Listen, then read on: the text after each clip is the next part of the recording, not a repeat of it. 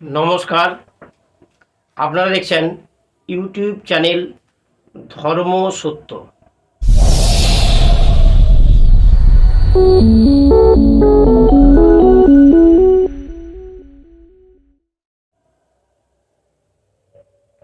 ধর্ম সত্যয় আজ এনেছি কবজ ধারণ করে মোহিনী, যাকে বলে বশীকরণ। খাওয়ানা দিয়েছি, আগে ছিটানা দিয়েছি, কাপড় দিয়েছি, ধুলো দিয়েছি, গাছের মূল, নানা রকম দৈব দিয়েছি। এইটি হবে কবজের মাধ্যমে। এইটি কি কি লাগবে? এইটি ছেলেরাই একমাত্র মেয়েদের করতে পারবে, মেয়েরা এই বশীকরণটি করতে পারবেন। কি কি দরকার? যেই মেয়েকে বশ করবেন তার মাথা দুটি চুল লেসতে হবে। মেয়েরা আঁচড়ানোর সময় চুল পড়ে থাকলেও হবে, এবং গুটি করে নিয়ে যদি থুতু দিয়ে ফেলে দেয় সেই চুলটি হবে। এবং ওই মেয়েটি মঙ্গলবার বা শনিবার কাপড় ধোয়, কাপড় কেচে, মানে সাত দিয়ে কেচে মিলে দেয়। মিলে দেওয়ার পর কাপড় তারে মেলে সেই আঁচলার দিকে হাফ শুকনো হয়ে যাওয়ার পর দোলনা খায় হাওয়াতে। সেই সময় শনিবার মঙ্গলবার ওই আঁচলা থেকে এক চাখর সুতো তেল নিতে হবে। কেউ দেখলে হবে না, কিন্তু না জানিয়ে চুরি করে নিতে হবে। এবং ইন্দ্রজাল শিকড় চাই, এবং এর সাথে দুটি মোনামণি, দুটি মন ছটপটি। যারা এই লাইনে কাজ করে, তন্ত্র লাইনে, তারা কিন্তু কাকে বলে মোনামুনি, কাকে বলে মন ছটপটি জানে। কিন্তু যারা এই ভিডিওটি দেখছে মোনামুনি মন ছটপটি, তারা জানেনি কোন জিনিসটিকে বলছে। আমি দেখাচ্ছি।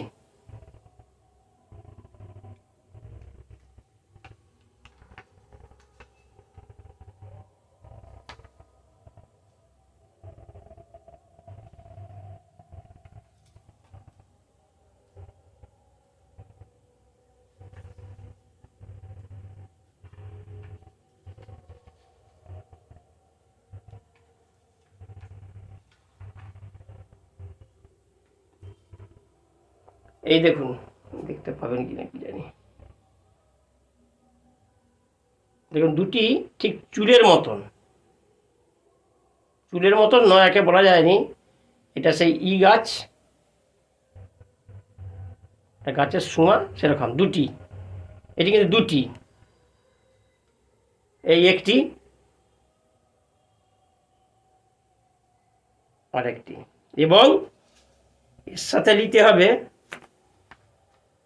এই মোনামুনি। দেখুন মোনামুনি, দেখতে পাচ্ছেন কি? মোনামুনি, মোনামুনি এরকম দুটি নিতে হবে, দুটি নিতে হবে। দুটি নিয়ে ওই যে চুল নেওয়া হলো, কি করবেন? ওই দুটি চুল নিয়ে ইন্দ্রজাল শিকড়ের মধ্যে পেঁয়াজ দিয়ে পুরো ভরাট করে দিতে হবে। এক গাঁট কি দু গাঁট দেওয়ার পর ওই যে মেয়েকে যে বশীভূত হবে, যে তার ওই পরনের সুতো অতএব 7 বার পেঁয়াজ দিতে হবে, এবং 7 বার গুরুমন্ত্র জপ করতে হবে। এরকম প্যাঁচটা হবে, এরকম পেঁয়াজ দিয়ে 7 বার করা হলো। এবং বাজার থেকে যে তামার কবজ আনবেন, সেই তামার কবজটি আগে গঙ্গা জলে ধুয়ে নিতে হবে। ধুয়ে নেবার পর ওই যে শিকড়ে চুল জড়ানো এবং সুতোর কাজটা আরেকটু বলে দিচ্ছি, বলা হয়নি। ওই সুতোটি যে পাক দেওয়া হবে লাস্টে, আগে কিছুটা তো রইল, লাস্টে কিন্তু গিরো দেওয়া চলবে না। যেমন বিড়ি বাঁধে মানুষ, সেরকম এই দুটোকে নিয়ে এরকম করে পেঁয়াজ দিয়ে দিবেন, পাকিয়ে দিবেন। দেওয়ার পর এবং 10 বার গুরুমন্ত্র জপ করতে হবে এবং নিঃশ্বাস বন্ধ করে ওই তামার কবচের মধ্যে ওই চুল জড়ানো ও সুতো জড়ানো ইন্দ্রজালে ওই শিকড়টি দিয়ে দিবেন। দেওয়ার পর ওই যে মোনামণি আর মন ছটপটি এইটি একটা বাটিয়ে জল নিতে হবে। জল নিয়ে সেই মেয়েটার নামে ছাড়তে হবে, ছেলেটার নামে একটা ছাড়তে হবে। দুটি পাশাপাশি হয়ে জয়েন হয়ে যাবে। সেই সময়ে ধরে যেন না ভেঙে যায়, সুর যদি ভেঙে যায় কাজ হবে না। ওইটি নিয়ে ওই কবজের মধ্যে দিয়ে দিতে হবে, নিঃশ্বাস বন্ধ করে সবগুলি হবে, হাতে কাছে রাখতে হবে সব কিছু। এবং মন ছটপটি জলে দিলেই নামে ওরা পাক খাবে, এরকম করে পাক খাবে। 3 পাক খাওয়ার পর ওইটিকে নিয়ে 3 ভাঁজ করে ওই কবজের মধ্যে দিয়ে দিতে হবে। দেওয়ার পর মাটিতে লাল মোম দিতে হবে, লাল মোম জ্বলন্ত বা শোষা মারতে হবে, সেইটি নিয়ে দম আটকে দিতে হবে।